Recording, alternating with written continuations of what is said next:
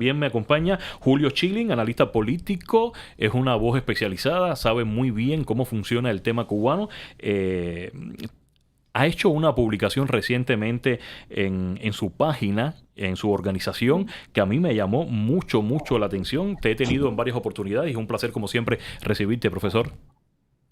El placer es todo mío y gracias a ti, Orelvis, por la invitación. Claro que sí. Y Ariel Montoya, líder del exilio nicaragüense, un rostro conocido en el programa, da unas lecturas políticas sobre la región y principalmente sobre estos partidos comunistas, socialistas que se han apoderado de nuestras naciones. Bienvenido una vez más. Muchas gracias. Aquí siempre estar contigo, un placer. Con el permiso de todo, voy a comenzar con Julio, porque es el aspecto cubano. Julio, fíjate qué interesante este ultimátum que dio el presidente Donald Trump, y es un ultimátum que mucha gente no creía que podía pasar. Yo quiero tu lectura. ¿Estamos ante realmente el derrocamiento del sistema de La Habana o esto es un capítulo más entre las luchas de poder por parte del régimen de La Habana en contra de los Estados Unidos?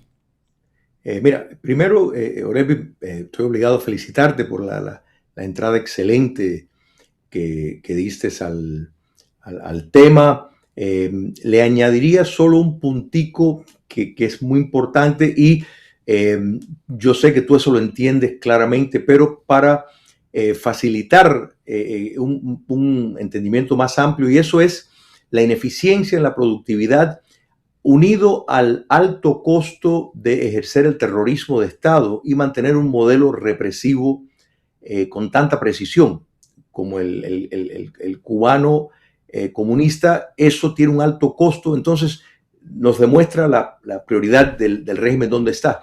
Y realmente el video que enseñaste, que no está para nada, que no está editado, es la realidad de La Habana. Esa es la En Cuba su real. momento, una capital, una de las ciudades más, la París de América, le decían los índices de la República, pues dan fuerza a esa realidad de que Cuba superaba en muchos casos países europeos, Bélgica, Finlandia, en muchísimos índices de mortalidad, etcétera. Y yo invito a cualquiera que después de ver este programa y ver esos videos, que busquen La Habana en los años 50, por ejemplo, y van a ver el mismo, la misma área que parece algo completamente, un mundo completamente diferente. Entonces, eso es el contexto del comunismo.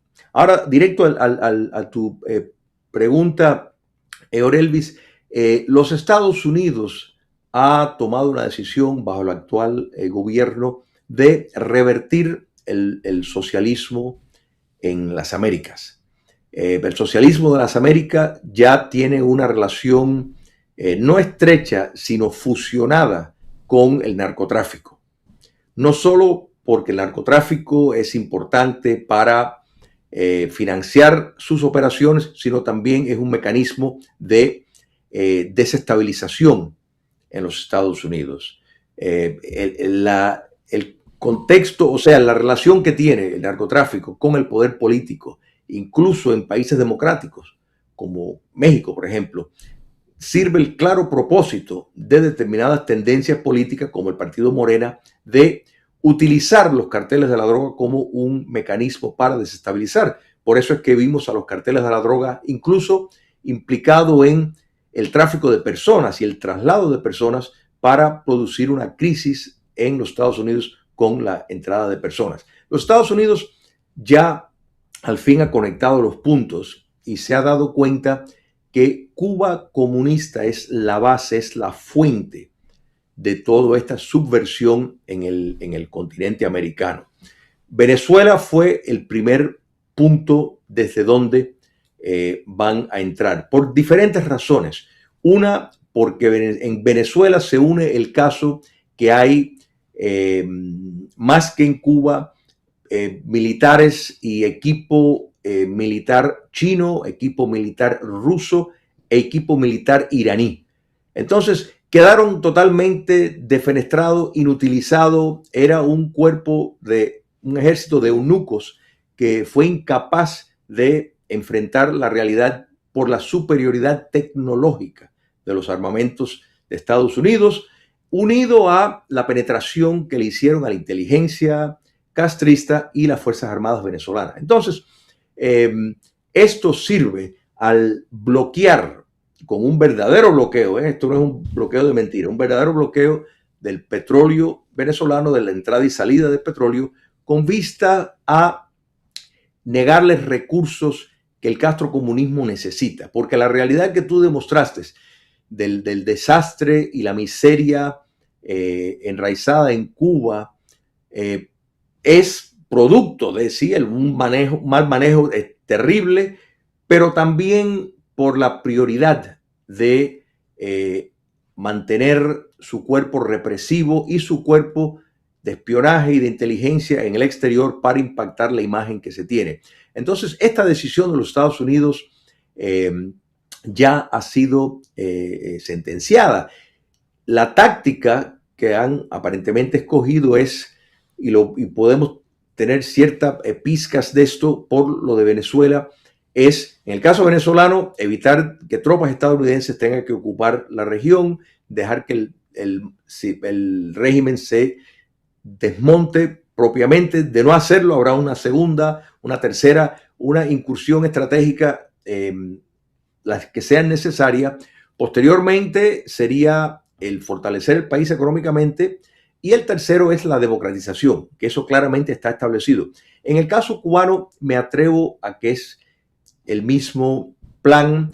Ellos deben estar, me refiero a los Estados Unidos, debe estar profundizando con los personas que están dentro de la estructura del poder, y por supuesto que no es Díaz-Canel, que no es una figura relevante en la estructura del comunismo cubano, sino otros que pudieran en determinado momento dar un paso, o por lo menos que los Estados Unidos considera que tienen la inclinación de darlo.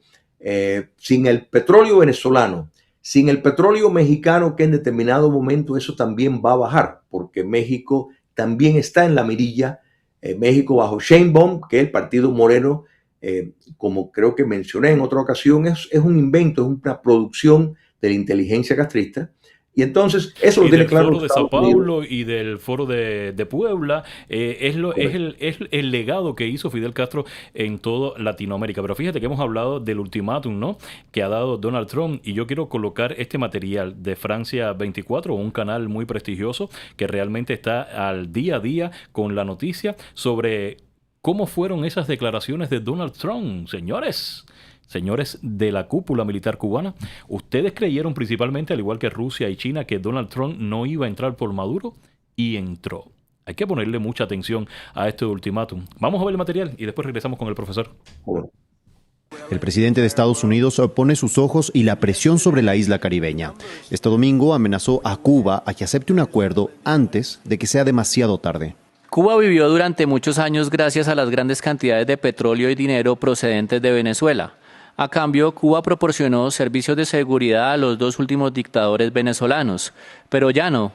Venezuela es el mayor proveedor de petróleo de Cuba, pero ningún cargamento ha salido de los puertos venezolanos al país caribeño desde la captura del presidente venezolano Nicolás Maduro el 3 de enero. Donald Trump había republicado un mensaje que sugería que el secretario de Estado estadounidense, Marco Rubio, podría convertirse en presidente de Cuba, añadiendo el comentario: "Me parece bien". ¡Abajo el imperialismo! El presidente cubano Díaz-Canel y el ministro de Relaciones Exteriores, Bruno Rodríguez, defendieron la soberanía del país y sus derechos a importar petróleo. Quienes hoy despotrican histéricamente contra nuestra nación lo hacen por la rabia ante la decisión soberana de este pueblo de elegir su modelo político. Cuba sufre una profunda crisis energética desde mediados de 2024. Necesitan cerca de 110,000 barriles para cubrir sus necesidades energéticas básicas, de los que unos 40,000 preceden de la producción nacional. La amenaza de Trump divide las opiniones en Cuba. ¿Dónde está el petróleo si Cuba no lo tiene? Aquí no hay luz, aquí no hay corriente, aquí no hay gas, ni licuado. Ahí está. Mire, aquí no hay nada. Y de Venezuela sí entró por esa vía porque habían cosas turbias. Pero nosotros no tenemos culpa de nada de eso. Solo Cuba y Venezuela son totalmente diferentes. Y sí, nos veríamos bastante afectados, bastante. Actualmente, cerca de la mitad de sus necesidades de crudo son cubiertas con importaciones principalmente de Venezuela y México y en menor cantidad de Rusia, según estudios independientes. Julio, yo quiero hacerle una pregunta bastante directa. ¿Qué está buscando Washington? Porque fíjate que a mí me llama mucho la atención la jugada política de Donald Trump en este caso, que ha sido el único presidente que se ha atrevido a cruzar literalmente la línea roja que ha permitido a ese régimen que esté a solo 90 millas de Cayo Hueso, 66 años. Y te voy a poner 3 categorías: negociaciones, reformas internas o el colapso total de ese sistema. ¿Qué busca Washington? Están buscando el colapso del sistema.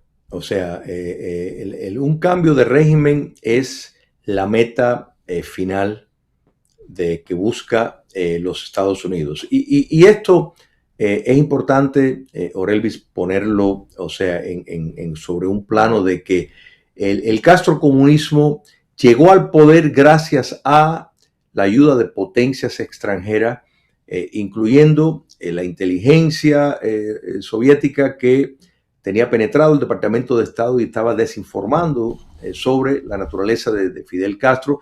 Los propios Estados Unidos, al poner un embargo de armas sobre el régimen autoritario en el poder, tuvo enormes consecuencias. O sea, estos factores geopolíticos fueron decisivos. Entonces, lo que estamos viendo ahora es un movimiento de geopolítica que va contrario a los intereses del comunismo cubano. Entonces, el presidente Trump está claro en lo que está diciendo. Nunca una base del comunismo se debía haber tolerado a 90 millas de los Estados Unidos. Jamás. Otros presidentes intentaron o demostraron un interés en buscar un logro del régimen, un cambio de régimen, pero hubo decisiones muy fallidas, hubo traiciones, que fue lo que fue la invasión de Bahía de Cochinos, o sea, una traición. Si se hubiera seguido con el plan original, que contaba con un apoyo aéreo, probablemente hubiera sucedido un cambio de régimen. Entonces,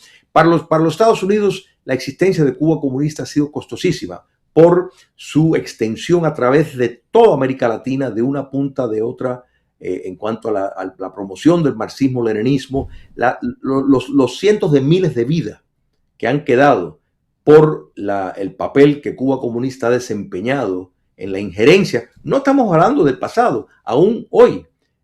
No hay un país en América Latina que no cuente con la inteligencia castrista buscando subvertir el orden en regímenes dictatoriales, pues simplemente mantenerlos a flote en el poder. Entonces, esa decisión ya está tomada y en mi apreciación el curso que se va a tomar es, en cuanto a la metodología, ver el impacto que va a tener lo del petróleo venezolano, que no va a entrar, el petróleo mexicano, que se va a disminuir, y el petróleo ruso cada vez tiene más problemas, y estamos viendo cómo barcos rusos han sido interceptados. O sea, los Estados Unidos está decidido en esta política que está llevando a cabo por demasiados años.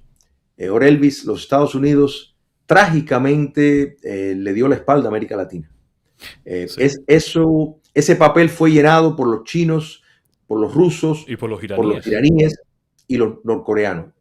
Estamos en medio de una campaña para cambiar todo eso. No, yo también coincido con usted, porque mucha gente cree que realmente lo que está pasando con el derrocamiento de Maduro viene siendo para llevar la democracia, que es un eje, por supuesto, es un punto, llevar la democracia que se robó el chavismo a Venezuela. Pero la jugada maestra está derrocar a Cuba y expulsar de la región a los enemigos directos de esta nación: China, Rusia, Irán y Corea del Norte. Usted lo acaba de decir. Y fíjate que quiero tocarte este tema porque ya sé que tienes que irte, tienes otros compromisos de trabajo, y te agradezco muchísimo que hayas estado en esta primera parte con el tiempo y su explicación bien concebida. Muchos cubanos, principalmente que están dentro de la isla, están esperanzados, porque la realidad es que por lo que está pasando dentro de Cuba, la vida del cubano cada día peor, y muchos creen que vamos a ser anexados a los Estados Unidos. Y me gustaría que promocionara, porque sé que pronto va a tener en la ciudad de Miami su organización un conversatorio, en este caso, sobre precisamente la postura de Martí, de nuestro apóstol, nuestro héroe nacional, en cuanto al tema de la anexión. Y dame tu punto de vista. ¿Viene esto para Cuba? No? ¿Nos vamos a convertir en el Estado 51 de los Estados Unidos, según su lectura? ¿Cómo no? Primero, el evento, te agradezco mucho, Oreville, esta oportunidad, se va a realizar el jueves 22 de enero a las 5:30 de la tarde, hora del este, en Miami, en la Biblioteca Regional de Westchester. El simposio, el lema es Martí frente al anexionismo y al autonomismo. La entrada es completamente gratuita. Para las personas que no pueden ir, lo van a poder ver. Se va a transmitir en vivo y en directo por patriademartí.com, patriademartí.com. Martí frente al autonomismo y al anexionismo. Y este tema fue escogido precisamente tomando en cuenta los acontecimientos. Y es importante, para ahora ir a tu pregunta, que es una pregunta muy, muy, muy importante. Los cubanos, a diferencia de otros latinoamericanos, la relación nuestra con los Estados Unidos y el papel de la nación cubana que se trasladó en gran parte de la historia a los Estados Unidos, tiene un significado muy, muy relevante. Por ejemplo, todos los próceres cubanos vivieron fuera del país. El concepto de nación se fundamentó en el exterior. Martí, quien estamos honrando este mes que tiene el natalicio, en efecto organizó la guerra de independencia, la última guerra de independencia, la que al final dio con el desprendimiento de España desde Nueva York. O sea, el papel del exilio, de la emigración cubana, históricamente no ha sido uno de plena, o sea, la asimilación en los Estados Unidos particularmente ha incluido mantener la cultura cubana, su historia, sus tradiciones. Entonces, fíjate que lo vemos aún hoy a través de todos los éxodos que han existido, incluso los más recientes desde Cuba hacia los Estados Unidos.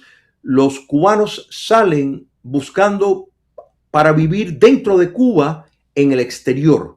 O sea, no tenemos territorio nacional, quiere decir no tenemos un estado, pero sí tenemos la nación cubana. No, tú no te vas a encontrar un cubano que se quiere ir a olvidar de Cuba y asimilarse como si el pasado no existió e integrarse simplemente a el precepto norteamericano. No. Es vivir dentro de Cuba, compartiendo la civilización occidental que nos une, la religión, valores. Cuba fue una democracia en su momento imperfecta, pero imperfecta también en la democracia norteamericana. Entonces, en ese contexto, un papel de los Estados Unidos en apoyo, en solidaridad democrática para promover la libertad de un cambio de régimen no significa una anexión, porque primero, históricamente, Cuba ha tenido una nación desde afuera y ahora, si miramos la capacidad productiva de la nación cubana que vive fuera, el exilio,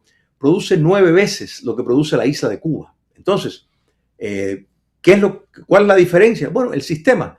Vivir en libertad, en democracia, con un modelo capitalista, proporciona el espacio y los incentivos para una mayor producción. Esto lo han logrado los cubanos, y prueba de que todavía los cubanos insisten en que no solo quieren un mejoramiento material en Cuba, sino la libertad, un sistema democrático. Esto es muy importante. El castrocomunismo apostó que con la salida de los cubanos se iban a mezclar y fusionar dentro de la idiosincrasia y la cultura estadounidense. Y no ocurrió. O sea, sin duda estamos impactados en lo que hemos aprendido y cómo hemos logrado aplicar cosas buenas de los Estados Unidos dentro de nuestra cultura cubana, dentro de nuestra historia. Entonces, es aquí donde se rescató precisamente la historia de Cuba a través de más de 6 décadas. Pero, de nuevo, los precedentes históricos continúan. Si miramos, todos nuestros próceres, absolutamente todos, vivieron fuera en el exilio y se conspiraron desde el exilio y mantenieron la llama viva. Padre Varela mantuvo esa llama viva desde el exilio, escribiendo sobre Cuba, llevándola siempre dentro. Entonces, por eso es que en la respuesta a tu pregunta, no, nada de de anexar. Esto es un proceso que ya hemos estado acostumbrados, pero en esta ocasión no se repetirán errores del pasado. Y por último, para cerrar este puntico importante, todo concepto de entrar en la etapa de democratización, sea en Cuba o en Venezuela, no quita que con alta probabilidad se puede y se debe llevar a cabo un proceso de justicia transicional, un proceso de descomunización, de desmontar la simbología del castrocomunismo. O sea, una solución pactada con el régimen para que se desmonte no quiere decir que tienen impunidad cuando se llega a la era democrática. Eso no debe de ocurrir para asegurar que la democracia esté para quedarse. Entonces, esto es un puntico importante de añadir, porque algunos tal vez piensan, bueno, una salida de esta forma asegura que van a salir impunes. Y no es el caso, ni puede ser el caso, porque la realidad es que si fuera así, podrían regresar posteriormente. La justicia se tiene que llevar a cabo para, precisamente en el nombre de la democracia, poder fortalecer instituciones. La impunidad es el enemigo de un Estado de Derecho. Excelente punto. Yo creo que sí. Y si la transición cubana llega como la vemos que está llegando a través de la administración de Donald Trump, a través del liderazgo republicano de los Estados Unidos, con Marco Rubio como secretario de Estado, sin dudas no habrá justicia, o sea, habrá justicia para tantas víctimas del comunismo en estas 6 décadas de la revolución fallida de Fidel Castro, que solamente trajo represión y mucho más. Oye, un placer tremendo haberte recibido, Julio Schilling, analista político, director de Patria de Martí. Rapidito, en unos segundos, nuevamente, dirección y horario de este evento para que los cubanos y latinoamericanos que estén en la ciudad de Miami, que quieran acompañar precisamente para hablar de José Martí y su figura ante, y su papel y su postura ante la colonización, los puntos de encuentro. ¿Cómo no?